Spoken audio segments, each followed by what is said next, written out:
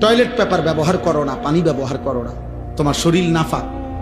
এই নাপাক থাকার কারণে অধিকাংশ মুসলমানের নামাজ পড়ার কোনো আগ্রহ জন্মে। আপনি আমার সাথে চ্যালেঞ্জ করে দেখেন, একটা ছেলে, একজন বাবা যারা বেনামাজি, আপনি দয়া করে 15 দিন এই নিয়মিত প্রত্যেকবার টয়লেট পেপার নিয়ম মাফিক ব্যবহার করেন, সুন্দর করে আলেম থেকে বুঝে নেন, ঢিলাকুলুক পানি ব্যবহার করে, তাহলে শরীরও পাক থাকবে, কাপড়টাও পাক থাকবে ইনশাআল্লাহ। খোদার কসম, দিল থেকে ফেরেশতা আপনাকে নামাজের সেজদা দেওয়ার জন্য প্রতি সেকেন্ড উৎসাহিত করবে।